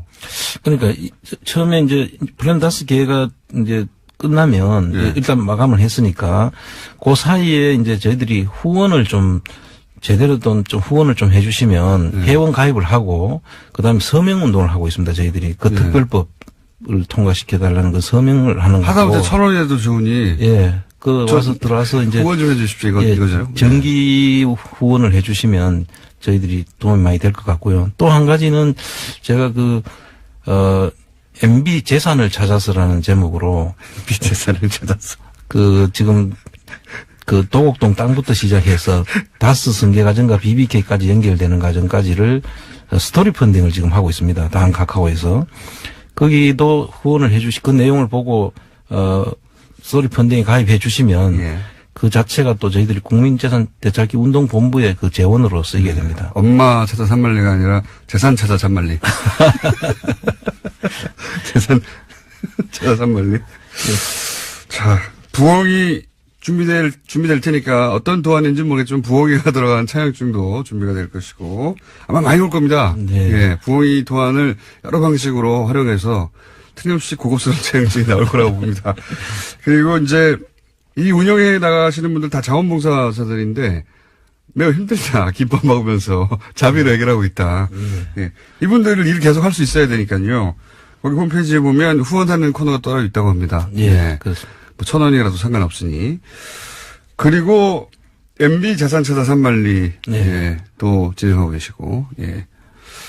그리고 최근에는 다음에서 스토리 펀딩도 시작하지 않으셨습니까? 그게 이제 MB, 예, 그렇습니다. 그 제목이 MB 제사를 찾아서군요. 예. 거기에 스토리 펀딩을 하고 계시니까 거기서 스토리 펀딩에 참여하셔도 또 이 운영비로 예, 들어갑니다. 활용될 수가 있습니다. 100% 전부 다 저희들 재원을 쓸 계획입니다. 게다가 또 일손도 부족해서 자원봉사할 분들도 구하고 계시죠? 예, 지금 자원봉사 할 분도 지금 해외에서 국내로 들어와서 이제 한국에 들어오고 싶은데 여기에 좀 참여하겠다는 분도 지금 글을 올리신 분이 있고 해서 지금 저희들이 만나볼 생각이고요. 계속 좀 많은 분들이 참여해 주셔서 사실 이게 플랜 다스 개만이 우리 일이 아니거든요. 이제 본격적으로 해야 될 일들이 이제 그동안에 부정 축제 재산을 불린 분들에 대한 재산을 찾는 일이 저희들이 본연의 업무니까 그 업무도 계속 지금 할 예정입니다. 사무처장님이십니까? 사무총장님이십니까? 네, 사무총장 겸 집행위원장입니다. 겸 개주 겸 전 대구지방국세청장 겸 배신의 아이콘. 자, 스토리 펀딩도 하고 있습니다. 도곡동 땅, 다스 승계 과정, BBK 관련 연재가 다음에 해서 이루어지고 있으니까 거기 찾아서 거기서 후원을 하셔도 되고 홈페이지 가서 후원을 하셔도 되고 혹은 자원봉사를 하고 싶다 하시는 분들 혹은 차용증 동화는 내가 할 수 있겠다 싶은 분들. 네. 페이팔은 언제 됩니까? 그 페이팔을 안 그래도 계속 저희들 연락했는데 페이팔을 저희들이 못 했는데 페이팔이 문제가 뭐가 있었냐면 해외에서 돈을 보낼 때 수수료가 꽤 많이 뛰는 거예요. 예. 그리고 또 우리가 돌려줄 때 또 수수료도 떼야 되니까 네. 이게 사실 그 수수료에 그냥 근데 방법이 없어요. 예. 그래서 그분들은 그래서 10만 원 내고 싶으면 2만 원 내야 되고 그런 거죠. 그렇습니다. 그래서 그분들한테는 죄송하지만 요번에 페이팔을 저희들이 못 열었고요. 못 열고 끝나버렸네요. 근데 그분들이 막 지금 사실 좀 여러 번 좀 요구를 했었는데 저희들이 못 맞춰서 정말 죄송합니다. 그거는 1월 20일 날 이 금액이 공개되면 추가 모금의 가능성도 있지 않습니까? 예. 그러면 아예 이제 좀 정밀하게 해서 수수료 포함하여 네. 10만 원을 참여하실 분들은 12만 1,000원을 내야 된다든가 그렇게 네. 정교하게 만들어서 다시 한번 해보시죠. 예, 그렇게. 그래서 해외에서 참여하실 분들한테 방법을 계속 연구를 해보겠습니다. 알겠습니다. 오늘은 여기까지 하고요. 알려드립니다. 네, 뉴스공장 청취자 여러분들 덕분에 150억 800만 원이 저희가 시작한 지 3주 만에 마감이 됐다는 것을 공식적으로 알려드립니다. 공식적으로는 어제 알려줬네요. JTBC를 통해서. 배신자. 근데 뉴스 공장이 만든 거죠, 사실. 지금 와서 그런 소리는 소용없습니다. 뉴스 공장에 와서 우리가 만들었다고 이야기하는 것보다는 딴 방송에 가서 뉴스 공장을 선전하는 게 좋죠. 선전이 안 됐잖아요, 근데. 자, 여기까지 하겠습니다. 자, 플란데스에게 마감됐습니다. 하지만 관련 활동과 보고를 계속드리겠습니다. 지금까지 안원구 전 대구지방국세청장이었습니다. 감사합니다. 네, 감사합니다.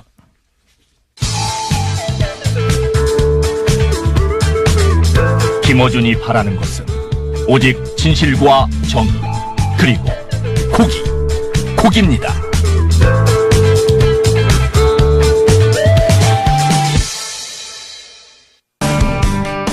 특별히 근래 들어서 관심을 갖고 있는 사안들이 있나요? 우리 사회에? KBS 정상화요? 네. 네, 1등 국민 공영방송으로서의 어떤 위상을 빨리 되찾길 바랍니다. 네.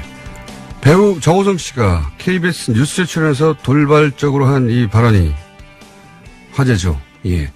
생방송 중에 나온 이 발언 이외에도 KBS 노조에 따로 또 응원 영상을 보냈다고 하는데요. 그 일부도 좀 들어보시겠습니다.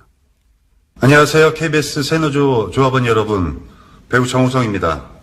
KBS가 공영방송으로서 참 많은 실수를 했습니다. 그로 인해서 시청자는 상처받고 외면당하고 또 그로 인해 시청자는 KBS를 외면하고 이제는 무시하는 처지까지 다다른 것 같습니다. 하지만 공영방송의 정상화를 위해서 함께 싸워나가는 것은 멋지고 응원받아야 될 일이라고 생각합니다. 지치지 마세요. 여러분은 혼자가 아닙니다. 힘내세요! 자, 정우성 씨 이런 발언이 어떻게 나왔는지 현재 KBS 상황은 어떤지 잠시 짚어보겠습니다. KBS 영화 담당 김비치라 기자 잠시 연결해 보겠습니다. 안녕하세요. 네, 안녕하세요. 네. 정우성 씨가 이제 KBS 뉴스 인터뷰 중에 KBS 정상화를 이야기해서 화제가 되는데 이 발언이 나온 전후 배경을 아십니까? 네, 사실 저희도 깜짝 놀랐습니다.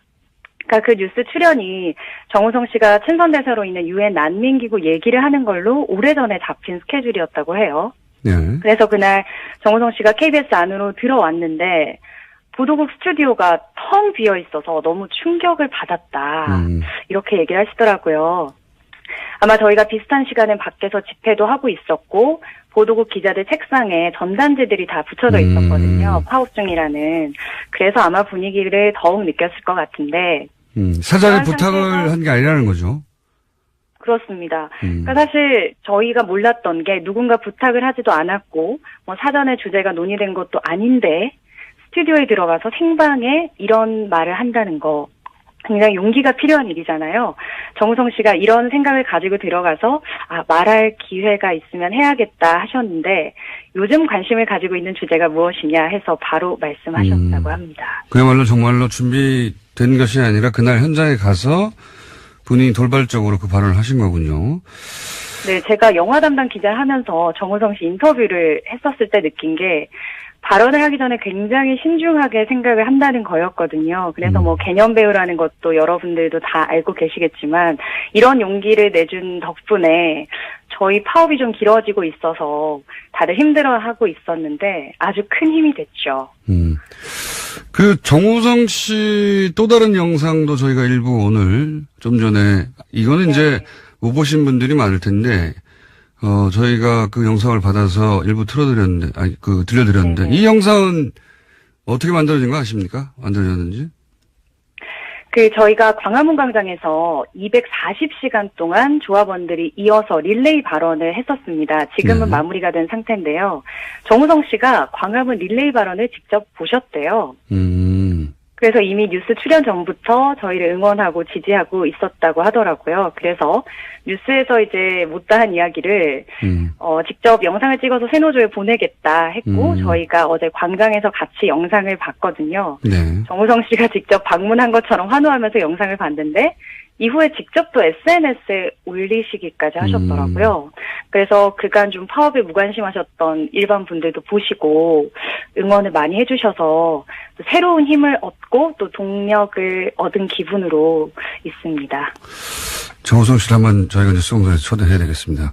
그리고 어제 정우성 씨가 오늘 나오셨어야 하는데 제가 나와서 그게 단박에 섭외가 안 되더라고요. 좀 도와드려보겠습니다. 네,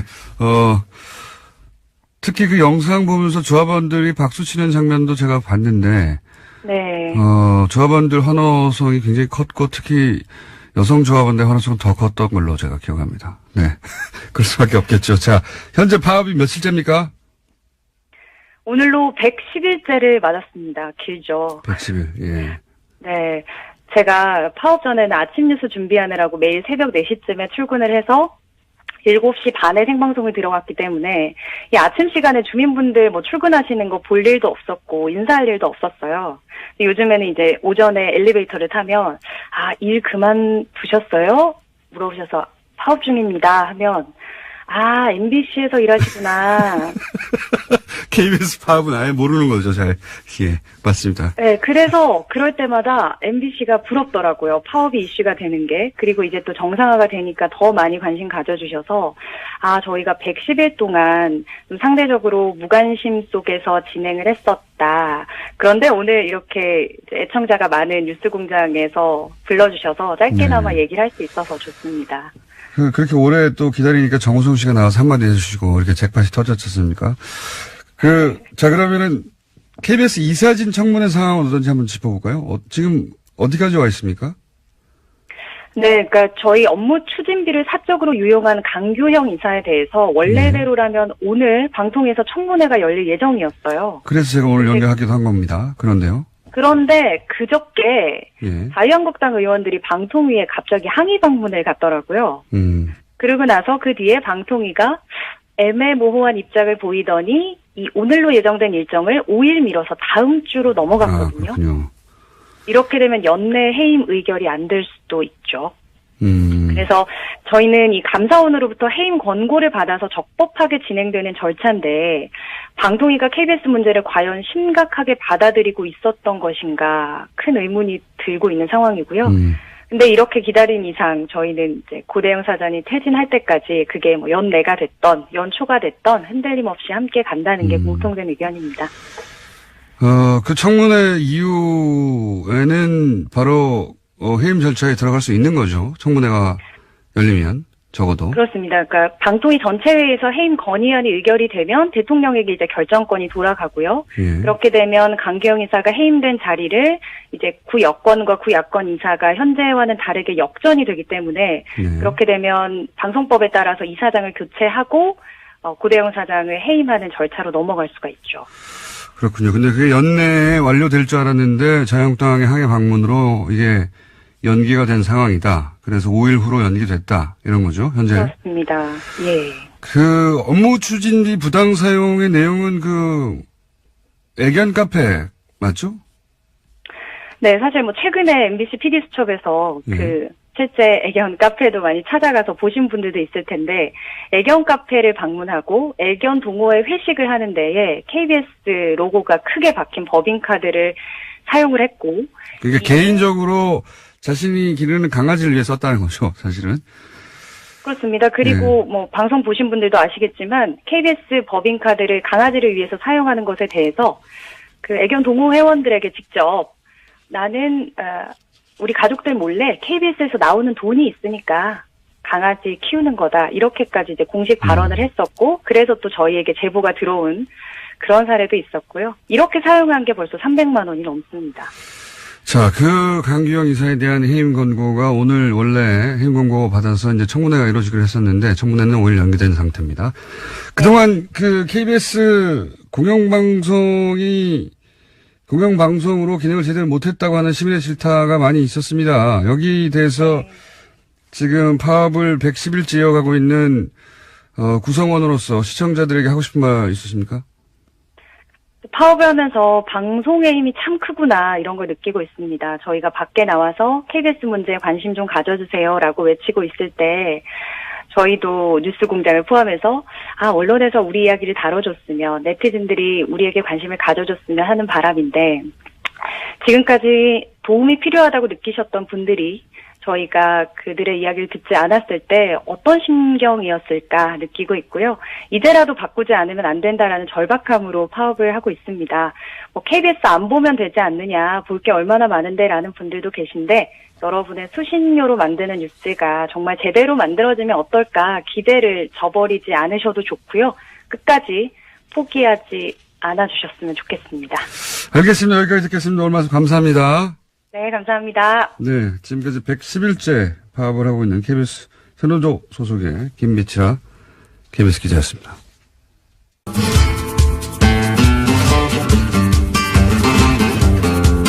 자, 조선일보에서도 기사로 다뤘습니다. 예능 정부에. 제가 오늘 아침에, 오프닝을 하다가, 황교안 선생님은 황교안 아니라고. 자. 황교익입니다. 황교안 아닙니다. 예능 정부의 폴리테이너라고 부르던가요? 조선일보에서 그렇게 부르던데. 예. 세상에 그런 말이 어디 있어요? 왜 폴리테이너? 뭐 기자가 그러면 정치 기사 쓰면 뭐 폴리 리포터가 되나? 폴리 저널리스트가 되나? 그런 말을 만드는 그 자체가 정치는 정치인이나 하는 거니까 너네들은 입 닥치고 있어라는 그런 거죠. 민주공화정에서는 모든 국민이 정치인이잖아요. 정치에 대해서 말할 수 있고 투표할 수 있고 그렇죠. 의견 제시할 수 있고 찬성 반대할 수 있죠. 주권이 권력이 국민한테 있는데 그 권력자 국민한테 니는 말해도 되고 정치를 말해도 되고 니는 말하면 안 되고 하는 그런 프레임을 갖다가 짠다는 것 자체가 독재 시대 때나 있는 발상이죠. 자, 화 그만 내시고요. 아, 화는 자, 현준 선생님 오늘 어떤 음식입니까? 과메기 하려고 그래요. 과메기? 예. 그, 과메기칠이 돌아왔어요. 저는 뭐 거의 모든 음식을, 어떤 선입견 없이 잘 먹게 생겼고, 실제로 잘 먹는데, 과메기는 저 입에 딱딱 안 붙더라고요. 물론 근데 그렇죠. 굉장히 좋아하시는 분들도 있긴 한데. 그 과메기라는 게 그냥 그 말린 생선을 날로 먹으니까 그 비린내도 사실 약간 있어요. 그리고 약간이 아니고 많이 있죠. 그러니까 먹기가 좀 거북해 하시는 분들이 있어요. 그제 신문에 보니까 이 과메기를 가지고 좀 나이도 좀 드신 그 두 어른께서 이렇게 싸우시더라고요. 과메기를 두고. 내가 먹는다. 아니요. 그러면요. 네가 먹어라. 과메기가 꽁치다. 청어다를 두고 술을 한잔 하셨나 봐요.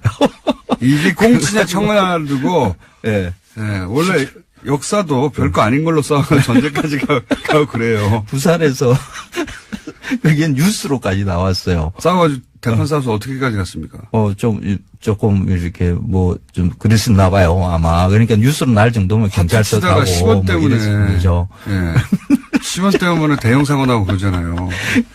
어쨌든 과메기가 꽁치냐 청어냐. 그 원래 과메기라는 말은 두 분 다 맞는 거 아닙니까 지금? 일정 정도? 아니요. 원래 청어였다가 원래 이제 청어 말린 것을 두고 과메기라고 했다는 그 기록은 조선에서도 보여요. 그래서 지금은 청어 과메기라는 말이 관목에서 왔다 그러거든요. 눈을 괸다, 꿰서 말린다고 해서 이제 관목이라는 말을 썼는데 그게 이제 과메기라는 경상도 사투리로 이렇게 발음을 한 거거든요. 별걸 다 하시네요. 네, 그래서 과메기는 그 말린 청어를 뜻한다라는 것은 그게 맞는 것 같은데, 근데 이 사정이 1980년대 들어오면서 바뀌기 시작하거든요. 그 청어가 잘 안 나오기 시작해요. 1970년대 이후부터. 그래서 이제 말릴 청어가 없는 거죠. 그래서 말린 꽁치를 두고 과메기라고 부르기 시작을 해요. 그래서 지금 식감이 비슷합니까? 많이 다르죠. 말린 꽁치와 말린 청어는 두 개가 완전히 다른 음식이라고 할 수 있을 정도로 다릅니다. 근데 이거 가지고 조금 착각을 일으킬 수 있어요. 그럼 예전에는 그 꽁치를 안 말려서 먹었느냐? 꽁치도 말려서 먹었을 것이 분명하거든요. 그렇죠. 과거에는 오래 보관할 방법이 말리는 것밖에 없으니까요. 그렇죠. 뭐 말리거나 염장하거나 둘 중에 하나거든요. 그래서 그러니까 말린 꽁치도 있었는데 그게 예전에 과메기라고 불렀을 수도 있어요. 그거를. 네. 왜냐하면 눈을 뚫어서 눈 부분으로 이렇게 엮었다면 과메기라고 불렀을 아니요, 그 눈 뚫고 이렇게 말리지는 않았을 거예요. 그런데 말이라는 것은 그 과메기라는 말이 어디서 오는가 사실 민중들은 그렇게 크게 관심이 없거든요. 그냥 말린 생선, 과메기. 요만한 사이즈의 말린 생선 과메기 아니야? 이렇게. 과메기. 뭐 이러면서 그렇게 불렀을 수도 있다고 봐요. 그래서, 이 둘 다가 그냥 맞다라고 봐야 되는 거죠. 그러니까 두 분이 그렇게 싸우실 필요 없고. 무승부로 하시고. 근데 왜 이 과메기가 특별히 그 대중들의 사랑을 받았습니까? 1990년대 들어와서 이 과메기, 꽁치 과메기죠. 꽁치 과메기가 크게 번졌는데, 향토 음식에 대한 수요가 그때 1980년대에 만들어지거든요. 국풍 이럴 때인가요? 그거보다 이제 조금 더 지났어죠. 1980년대 향토 음식에 대한 수요가 이제 처음 만들어지고, 그게 꽁치, 과메기가 크게 번지는 것은 1990년대 들어와서이고요. 다들, 우리는 뭐 시골에서 다들 살았죠. 1960년대 이전까지만 하더라도 다, 농촌에서, 어촌에서 이렇게 살다가, 산업화 과정에서 다 도시로 오거든요. 그래서 도시로 한 20, 30년 도시에서 살다 보니까, 예전에 고향에서 먹던 음식에 뭔가가 있을 거야. 하는 그런 향토 음식에 대한 그 관념들이 만들어져요. 그러니까 그 이전에 60년대 이전에는 향토 음식에 대한 관념 같은 것은 없었습니다. 그래서 도시화가 진전되면서 이렇게 생긴 그렇죠. 거군요. 그래서 그 지역 음식에 대한 수요가 이렇게 꽁치, 포항의 과메기로 이렇게 붙고 그게 크게 번져 나간 것이라고 봐야 최근에 되는 거죠. 과메기가 또 저기 뭡니까 포항 지진 때문에 다시 주목받고 있지 않습니까? 그렇죠. 예. 이 과메기가 포항 경제에 크게 이렇게 영향을 줘요. 아 실제 그 정도입니까? 네, 실제로. 포항에 그러니까 1990년대 초반에 제가 그 과메기 취재를 위해서 포항을 한번 돌았었거든요. 그때는 그 과메기 덕장이 바닷가에 조그만하게 그냥 그 지역 사람들이 먹을 정도의 양만 생산을 했었거든요. 그런데 지금은 사정이 다릅니다. 그 포항에 과메기를 만드는 공장들이 굉장히 많습니다. 포항 경제에 영향을 미칠 정도예요. 그렇죠. 이게? 그러니까 과메기는 포항에서 말려야 진짜인 것으로 많은 그렇게 포항 과메기죠. 예. 생각을 하거든요. 그래서 거의 다 과메기 우리가 먹는 과메기들은 거의 다 포항에서 생산이 됩니다. 그래서 포항의 경제 특히 그러니까 취업 뭐 이렇게 겨우내 사실 뭐 그렇게 돈벌이 할 만한 게 그렇게 많지 않지 않습니까? 과메기를 맛있게 먹는 방법은 뭡니까 그러면? 이게 복잡해요. 이 과메기 50초 내에 설명해 주십시오. 그래요? 그 과메기는 원래 청어였는데 그 청어는 옛날부터 이렇게 말리던 거고 일제강점기에는 그게 미카키 리싱 우리나라는 신놈이라고 이렇게 한자로 이렇게 썼는데 원래 일본 말로 불렸고 일본에 수출되고 저 기차를 타고 저 중국 대륙 러시아 이런 쪽까지 이렇게 팔려 나갔거든요. 그러니까 말린 청어를 그냥 먹는 것보다는 요리를 해서 먹었다라고 보는 게 맞습니다. 지금 꽁치 과메기가 번지면서 날로 먹는 것이 이렇게 정착된 것은 얼마 안 되거든요. 내년에 그래서 되겠습니다. 요리를 해서 먹는 게 제가 보기에는 특히 청어 과메기는 제대로 먹는 거라고 보거든요. 그래서 알겠습니다. 굽거나 조리거나 다양하게 요리를 해서 예. 한번 드셔보십시오. 표준 그러면 청어 황교익 과메기가 선생님입니다. 훨씬 맛있습니다. 고맙습니다. 저도 내년에 뵙겠습니다. 안녕. 고맙습니다.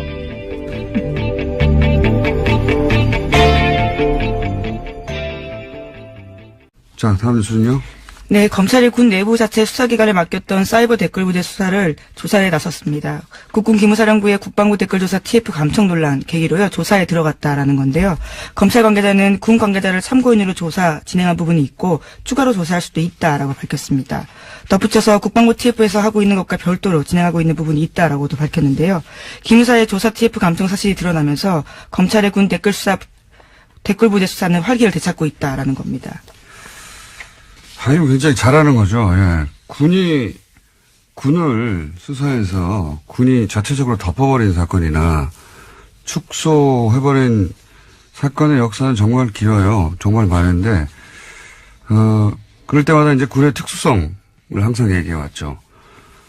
근데 이 사건은 군의 특수성 때문에 일어난 일이 아니에요. 애초부터. 이건 거꾸로 그 군의 특성을 굉장히 이제 폐쇄적이고, 예. 군 내부에서 대부분의 일들을 처리하는 자체적으로 그 특성을 이용했죠. 그래서 일반 수사로 할 수 없다는 점을 이용해서 군대 내에 정치적 댓글 알바 부서를 설치를 해버린 거 아닙니까? 모르게. 예. 군이 정치에 개입하는 걸 구태타라고 해요. 이건 그에 준하게 수사를 해야 수사를 해야 되는 것이고, 더군다나 이제 그 감청이 아니죠. 이건 도청이에요, 도청. 예. 자신들을 수사하는 TF를 도청을 해버린 거 아닙니까? 네, 그 수사 계획들을 미리 알고 있었다라는 겁니다. 압수수색의 의미가 없도록요. 이거는 그래서 처음부터 다시 해야 된다고 제가 어제 말씀드렸는데, 검찰이 직접 나서서 군을 수사하는 게 굉장히 이례적이죠. 예, 이례적인데, 이건 그렇게 해야 되는 사건이 됐어요. 예. 군이 이때까지 하듯이 그렇게 자체적으로 덮어버리고 한 거니까. 네, 지금까지는 전역한 사람들을 검찰이 하고요. 현역 군인들은 군 내부 국방부 TF에서 공조수사했다라고 하는데요. 그렇게 하지 않겠다라는 겁니다. 그러니까 민간인만 했었던 건데, 이제 전역을 해서. 좀 그럴 일이 아닌 게 된 거죠. 예, 맡겨둘 수가 없다. 예. 혹 때려다가 혹 크게 붙였다고 생각이 듭니다. 이건 뭐, 당연히 이렇게 해야 되는 거고 봅니다. 다음 뉴스는요? 네, 뉴스공장 청취자라면 플란다스 에케에 대해서는 다들 아실 겁니다. 다스 주식 모금 운동인데요. 이 플란다스 에케가 어제 150억 모금을 돌파했다라고 합니다. 모금에 참여한 인원은 3만 6천여 명인데요. 국민재산 되찾기 운동본부는 이 돈으로 자산관리공사가 매각하는 다스 주식 1만 주, 그러니까 3%가 넘는 것을 살 계획이라고 합니다. 3부에서 개주가 직접 나와 설명하긴 할 텐데 어제 150억을 드디어 목표액을 달성했다는 걸 돈은 뉴스공장에서 모이고 보고는 JTBC에 가서 배신자. 뭐 이런 일이 한두 번 아니긴 합니다만 좋은 일이니까 널리 알려주면 좋긴 합니다만 이 기쁜 소식을 여기서 시작하고 여기서 다 모았는데 거기 가서 보고하면 우리는 어떡합니까? 안혜건 총장님 두고 봅시다. 3부에서. 자, 다음 뉴스는요? 네, 공정거래위원회가 2년 만에 순환출자 가이드라인을 바꿨습니다. 2015년 12월에 제정된 가이드라인인데요. 삼성 로비의 영향을 받아서 만들어졌다라는 사실이 뒤늦게 드러나서 이에 따른 조치를 한 겁니다. 공정위는 이 가이드라인을 소급 적용해서 2015년 합병 과정에서 삼성 SDI가 확보한 통합 삼성물산의 주식 404만 주를 추가로 처분해야 한다. 이렇게 요구했습니다. 이거 굉장히 중요한 뉴스인데 해설을 좀 해야 될 것 같아요. 네, 이게 주시한 뉴스입니다. 이게 이제 이런 뉴스는 경제면에 있고 복잡해가지고 의미 전달이 잘 안 되는데 매우 중요한 결정입니다. 이게 순환 출자 얘기는 많이 나왔잖아요. 그러니까 재벌 총수가 뭐 자신의 주식은 별로 없는데 지주회사 껴낀 하나 회사의 주식만 가지고 나머지를 순환 출자해가지고 네, 전체를 지배하는 구조를 그렇죠. 뭐 예를 들어서 삼성물산이 삼성전자를 지배하고 삼성전자가 삼성 SDI를 지배하고 뭐 이런 식으로 그래서 순환 고리를 만드는 여기에 대해서 이제 우리가 성대동문 여러분 기억 아니 신문 광고까지 냈다고 하니까 제가 굉장히 재밌을 것 같은데 적극적으로 한번 해보시죠. 자, 다음 뉴스는요. 네, 국민의당이 어제 당무위원회를 열어서요. 통합반대와 통합 찬반과 대표직 재신임을 묻는 전당원 투표를 실시하기로 의결했습니다. 안철수 대표가 이 자리에 참석했는데요. 여기에서 전당원 투표에서 재신임 받으면 바른정당과의 통합 절차를 새해 초부터 시작하겠다라고 밝혔습니다. 통합 시간표도 나왔는데요. 27일에서 30일 사이에 전당원 투표를 실시하고요. 31일에 결과를 공표하겠다라는 겁니다. 그렇군요. 예, 이 뉴스도 상당히 주시한 뉴스입니다. 간만에 해설을 좀 본격적으로 해보자면 당무위는 당연히 통과돼요. 왜냐하면 안철수 대표 쪽 사람들이 과반이 넘으니까 한 70여 분 되는데 과반이 넘으니까 통과될 거니까 하자고 했죠. 당연히. 그건 통과될 건데 제가 어제 이제 그 프레임이라는 건 단어 선택부터 시작되는 거라고 정면 승부라는 것도 하나의 프레임이고 단어 선택도 사실은 보수 진영이 혹은 보수 매체가 이 프레임으로 안철수 대표를 보호한다고 이렇게 볼 수 있어요. 왜냐하면 극명한 비교가 사실은 안철수 대표가 민주당에 있던 시절 거의 비슷하게 문재인 당시 대표가 이 재신임 걸고 투표하자고 했었거든요. 그때 보수 언론의 보도를 찾아보시면 제목이 문재인 정면 승부 아니에요. 문재인 파국, 문재인 뭐 극렬 반대, 문재인 투표 강행. 문재인 모두 등 돌려, 억지, 고집, 뭐, 이런 제목을 보도하거든요. 그러니까, 만약에 안철수 대표가 아니었으면, 대표가 혼자 기자회견하고 자신의 당 의총회는 안 나갔잖아요. 예. 그러면 아마 뭐, 비겁, 도망, 이런 걸로 집중 포함했을 거예요. 그런 표현이 없죠. 예. 승부수라는 표현도 마찬가지인 것이, 이건 승부수가 아니라 전당원 투표. 묘수라고 할 수 있을지 모르겠습니다만 상대 쪽에서 꼼수라고 해도 할 말이 없는 거거든요. 왜냐하면 합당은 전당대회로 하거든요. 그 전당대회 때 한번 투표하면 돼요. 네, 현재 반대파 의원들이 당무의 의결 정당성 문제 삼으면서 투표 거부 운동 선언했습니다. 뭐 그 뜻대로 될지는 모르겠는데 전당대회로 하면 되는 것을 전당원 투표라는 절차를 한 번 중간에 더 넣은 거죠. 왜냐하면 자 원외 당내에서는 반대하는 의원들이 다수지만 원외에 있는 위원장들, 특히 호남 위에 지역에서는 국민의당 지지율이 지금 한 4, 5%밖에 안 되잖아요. 그러니까 지방선거에서 기초의원 한 명이라도 당선시키기가 어렵습니다. 그러니까 뭔가 지금 상황을 합당이라도 해서 바꿔가야 되거든요. 그러니 전당원 투표를 하면 합당 우세 의견이 나올 수가 있어요. 그러니까 하자고 하는 거고. 그래서 중간에 이런 절차를 하나 끼워 넣어서 자, 당원들이 합당하라고 하니까 전당대회도 합당하는 게 마땅하다. 이런 여론의 힘을 얻고 싶은 것이고 보수 매체도 이제 두고 보세요. 그런 뉘앙스로 보도를 할 겁니다. 왜냐하면 지금 보수는 보수 재편 없이 정권 창출이 어렵다. 이 공감대가 있어요. 사실이고 그것이. 근데 이제 안철수 대표는 그 재편 과정에서 본인이 적자가 될 수 있다고 생각을 하는 거죠. 이거는 이제 이 열차는 안철수 대표가 혼자서 만들고 혼자서 출발시키고 혼자서 안정할 수가 없는 거예요. 당연히 보수 재편을 하려면 보수 지역에서 손을 잡아줘야 되는 것이고, 예. 작년 초부터 제가 줄기차게 얘기해왔던 것이 이제 안철수 대표가 새누리당과 어떤 방식으로든 연대하게 될 것이라고 얘기했었는데, 여튼 이 열차의 승차를 보수 진영에서는 혹은 보수 매체에서는 지지할 것이다. 안철수 대표는 그걸 알고 있으니까 이렇게 가는 것이고. 사실 통합도 아니죠. 예. 이거는 당내 의원들 절반 이상이 반대하는데 통합이라는 단어를 쓸 수가 없죠. 규정이 있어요. 이런 순환 출자를 못하게 하는 규정이 있는데 이게 뭐하고 관련돼 있냐면 최순실 게이트하고 관련이 있습니다. 최순실 게이트 당시 우리가 다 알듯이 이제 삼성물산과 그리고 제일모직이 합병을 했잖아요. 그때 이번에 이재용 재판 판결문을 보면 삼성의 미전실 유명한 지금 말을 최순실 정규로 말 지원을 했다고. 네, 장충기 차장도 거기서 소개했습니다. 네. 거기 판결문을 보면 거기서 로비를 해서 공정위의 방침을 바꿨다는 거거든요. 실제로 다른 방침이 있었는데 그걸 로비를 해서 바꿨다는 겁니다.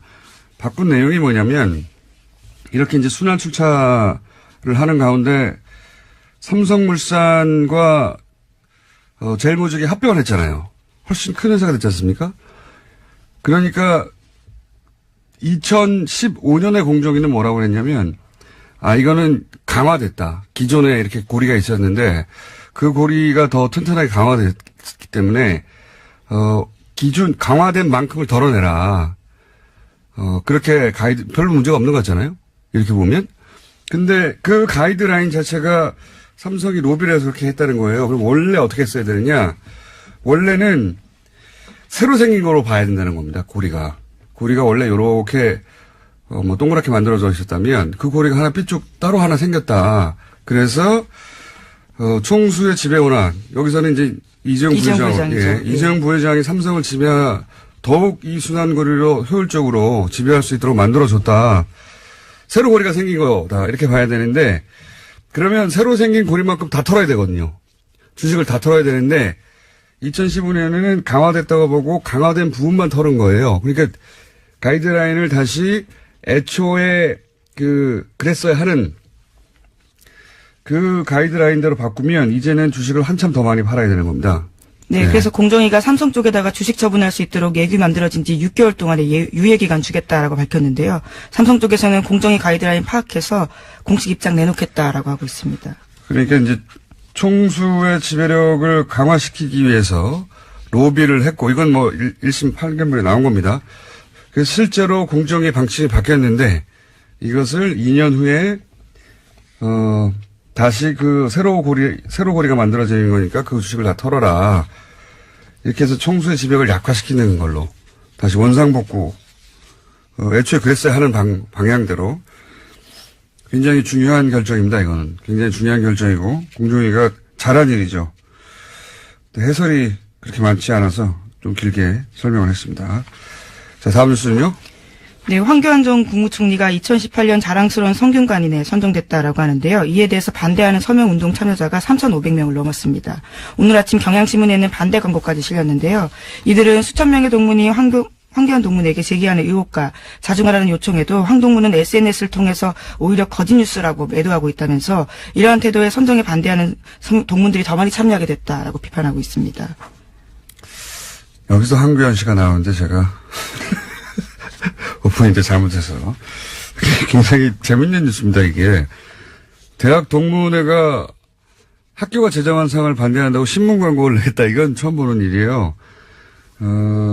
근데 황교안 전 총리가 자랑스럽다고 생각하는 성대 동문들도 있을 수 있잖아요. 네. 그래서 제가 제안을 하나 할까 합니다. 뭐냐면 찬성 반대 서로 연대 서명 대결을 벌이는 거예요.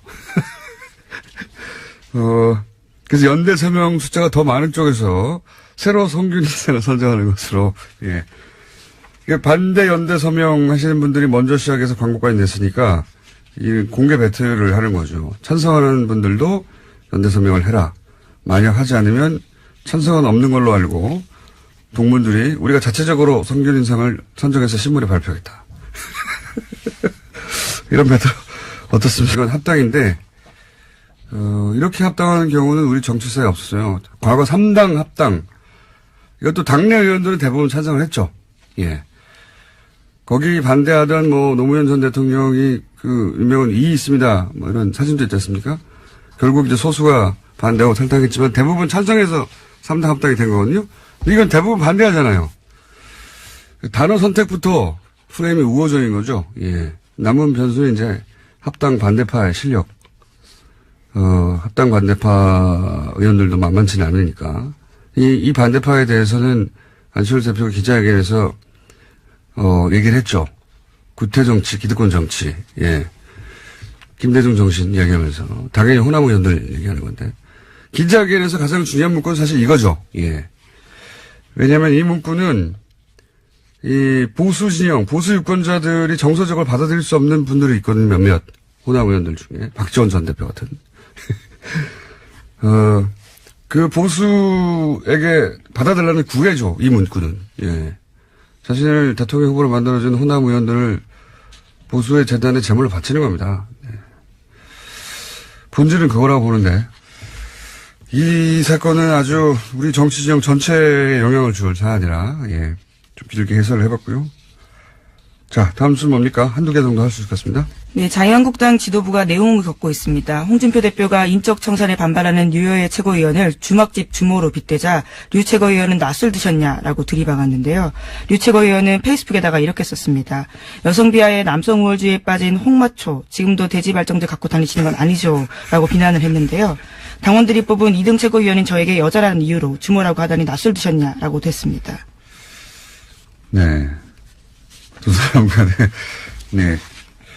스타일도 굉장히 비슷한데, 예, 서로 각을 세우다 보니까 대단한 말들 오고 가고 있네요. 네.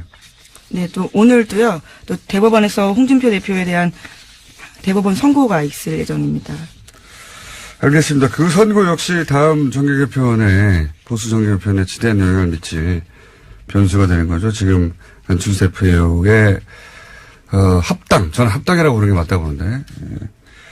합당 열차와 이 대법원 판결 둘 다 지대한 영향을 미칩니다. 네, 1심은 유죄였고요. 2심이 무죄였기 때문에 3심이 지금 어떻게 될지. 알겠습니다. 오늘은 여기까지 하겠습니다. 시사인의 김은지였습니다. 감사합니다. 자, 오늘은 이번 주 내내 중국 관련 인터뷰를 하고 있는데 미니를 하나 더 준비했습니다. 중국의 사드 보복, 이건 명백한 거였죠. 그리고 이제 그게 작년 7월이었고요. 올해 12월에 문재인 대통령 국빈 방문이 있었습니다. 이 방문을 두고 여러 가지 경제 지표 거대 담론으로 얘기할 수 있는데 그게 아니라 현장에서 매일 사업을 하고 있던 분들 이야기를 저희가 한번 짧게나마 들어볼까 합니다. 피부에 와 닿는 이야기. 중국에서 사업하고 계신 김민옥 대표 연결해 보겠습니다. 안녕하십니까? 네, 안녕하십니까? 네. 먼저 중국에서 어떤 사업 하시는지 간단히 소개해 주십시오. 네, 저는 중국 14년째고요. 예. 현재 지금 저희 한국 천안 GPS 코리아에서 개발한 친환경 아동 왕구를 수입해서 중국 총판을 하고 있습니다. 그렇군요. 사업은 잘 되십니까? 네. 감사합니다. 잘 되고 있습니다.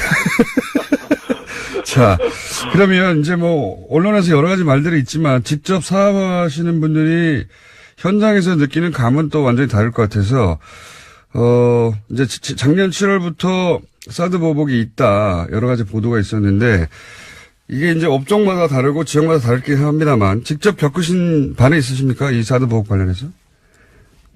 네, 말씀하신 대로 맞습니다. 중국에서 현재 워낙 민족도 많고 넓기 때문에 지역마다 차이가 좀 있습니다. 저는 사실 안녕하세요, 김원순입니다. 예능 정부 청와대가 예능 프로인 알쓸 신잡을 패러디한 청쓸 신잡으로 홍보 방송을 만들어 황교안 씨가 진행하는 정권 홍보를 이런 식으로 하는 현 정부를 조선일보가 비꼬며 쓴 기사 제목입니다. 예능을 패러디하고 방송인이 출연해 청와대가 직접 홍보하는 방식이 과하다. 이렇게 느낄 자유 있죠. 그래서 예능 정부라고 한마디 하는 거 자체는 얼마든지 그럴 수 있습니다. 그런데 같은 기자가 1년 전 작성한 박근혜 대통령 한중 정상회담 관련 기사를 보면 이런 내용이 있습니다. 박 대통령이 작년까지는 붉은색, 노란색 계통을 입다가 올해 한중회담에서 처음으로 남색 정장을 입었는데 정상회담에 임하는 남다른 각오가 담긴 게 아니냐. 북핵 관련 연설을 했을 때도 남색 자켓에 바지 정장을 입었는데 전투복 드레스 코드라고 한다. 정상관 대화나 연설, 기자회견도 아니고 옷 색깔로 대통령의 각오가 얼마나 비장한지를 말하는 대목에서 빵 터졌습니다. 황교안 씨가 청와대 제작의 예능 패러디에서 정권 홍보를 하는 걸 예능 정부라고 할 거면 언론인이 자사 매체 지매를 통해서 이렇게 직접 대통령 홍보를 해주는 건 예능 언론이라고 해야죠. 요즘 조소를 벌리는 게 무척 즐겁습니다. 김원준 생각이었습니다.